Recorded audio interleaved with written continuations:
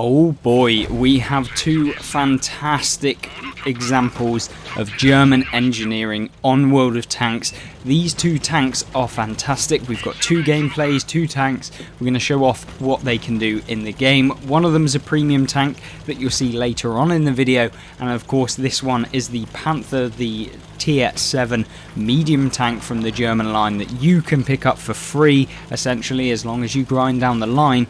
Then yeah, it can definitely be an absolute nice tank to play. It's kind of in line with the kind of secret overpowered tanks that no one really talks about. This one is definitely a competitive tank at Tier 7 if put in the right hands, and of course if you can use the DPM that the Panther gets, which as you can see we can farm these heavy tanks of all of their hit points. We aren't fully upgraded in this tank as of the recording, but we are in like real time, if that makes sense. I have fully upgraded it since you see this replay. So yeah, it's a fantastic one to play in, and as you get all of the upgrades it just becomes better and better, and you can see that already we've picked up 700 damage at the beginning. We've not even been spotted, meaning that, you know, you can have a fantastic game if you get yourself into a position like this on Fisherman's Bay, and that is what you want to be doing. And if you can manage to actually put damage out early on, and then you can use the hit points of the Panther, which are up to 1,270, to be able to then trade them at the end of the game to put out that last bit of damage to really bring in a solid result in such a tank.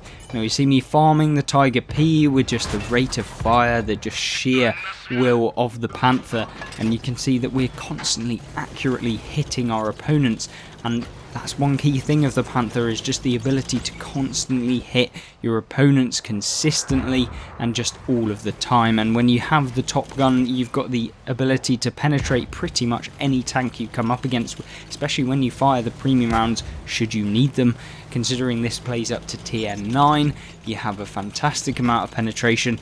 You have pretty lackluster alpha damage, but because you have such low alpha damage, you can put out the damage really quickly, and so you can track opponents. You can get the assistance damage from tracking the opponents, and so yeah, it's definitely worth doing. What I did make a little bit of a mistake on, and what I should have done against the 88, is actually tried to track him, aimed a little bit longer rather than just getting the free hit into the side of him, and then we could have actually permanently tracked him in the open that he wouldn't have been able to do anything about, and maybe we wouldn't have got spotted, maybe we would have, but I guess that's something that only the fates would have found out in the end. We tried to put one last round into the Tiger P. We've now moved up into this position, and before you try this position, there is only one reason why it managed to work out okay, and that is because there was no medium or light tanks that had gone on the opposite side of the tracks, and so yeah, that's kind of what you have to be aware of.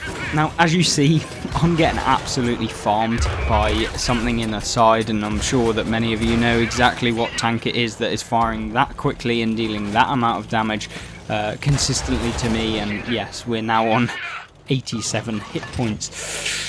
Yeah, that was not a good trade, Eclipse. What were you doing there? You should have stayed well up in that hill area, not YOLO'd down in to try and get some damage on the 88, which of course you didn't even manage to get any damage on him. Don't know what I was thinking there, but of course we are still on a decent result. 1,900 hit points worth of damage, 500 assistance, and now we are locked in place by the T23-3 and the 88, which are being a little bit annoying to come up against. Of course we're trying to put rounds into the T23-3 if possible. We're ramming ourselves up against this hill to avoid and make the angling of our armour more effective, and unfortunately for him we remain undetected, and we can now just constantly put pressure on him by just launching shells constantly into him, and yes, we do miss that final shot on him. We're going to get one more, and then I don't know if we manage to get the final hit. No, we don't. The 88 is completely taken out already, and so now it is completely our time to decide to deal with the pesky E25, the tank destroyer, the German tank destroyer at Tier 7, as I'm sure many of you will find out will be the second customer of our gameplay. yes, we're going to go and try and get him. Unfortunately for us, we don't manage to get any more damage within this game, but of course it is a decent result, and considering we did YOLO in and make a bit of a misplay, yeah, it was a decent result. And 86 damage on the E25, can we get it? No, I don't think we're going to be able to get there, not before the P43 Biz anyway. So yes, 2,761 damage, 768 assistance. Fantastic, nice little game for the Panther, and of course that brings us towards our grand total experience goal of trying to just basically get as much XP to be able to fully upgrade the tank. And as you can see, we are on vehicle rank 7, so we're not fully upgraded, but we will try and get there to try and test out the Panther 88 in a future video maybe.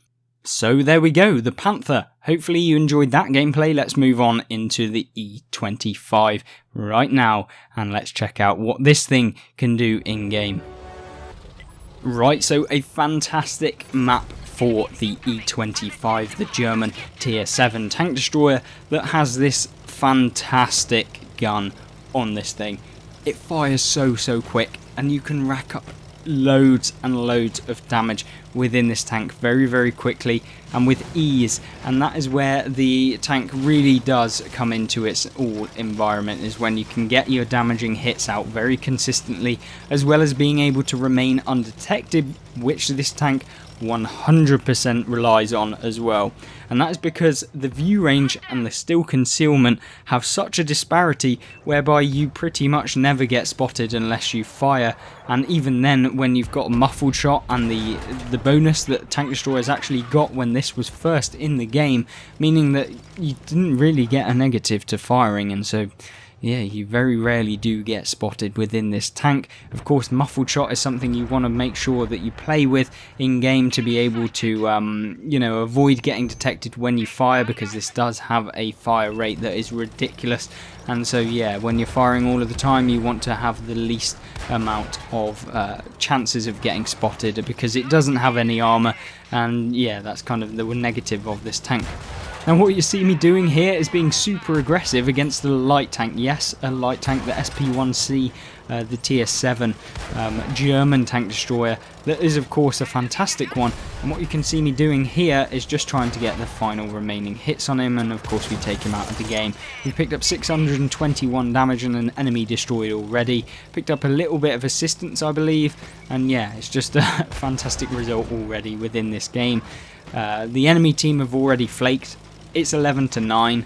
I don't know how so many tanks have been able to get taken out within the first 2 minutes of the game, but of course we're not going to complain too much. Now what we're going to do is load some premium, because of course the penetration on the standard rounds is awful, and so yeah, the balancing feature of a premium tank is that you have to fire premium ammo to make it competitive within the game, at least in the most part, unless you get the side of a tank. But yeah, frontally against heavy tanks, you don't do too well if you fire standard rounds in the E25.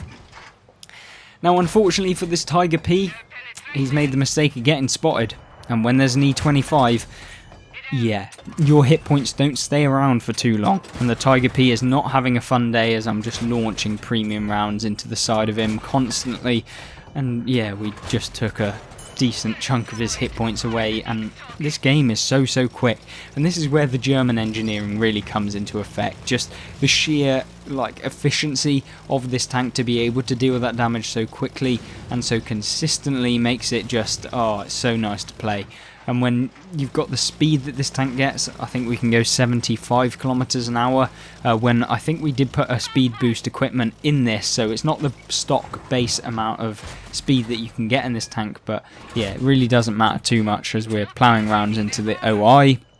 Of course, we have to be a little bit careful of the OI because it does have a derp gun, and we've only got 601 hit points left, so it's a little bit careful, but you know, we have much better view range than that ogre of a heavy tank is ever going to be able to outspot us. And so what we're going to do is line up some nice decent amount of bushes in between us and the OI and plough rounds into the side of him, dealing that extra bit of damage within this game. Unfortunately we don't manage to keep him spotted, but It's not really a problem as we managed to spot the artillery and get a little bit of assistance damage. Now we spot the OI and it's time to just farm him for the last remainder of his hit points. And of course we have a Tiger 217 up here to be able to farm the last remaining hit points of him if we can manage to get there. Of course we hit him once, he only tracks us, which is very, very unfortunate for him, because now we're just going to pump him and no one else on our team can get a damaging hit on him until the very last shot, and we've already taken the majority of his hit points anyway.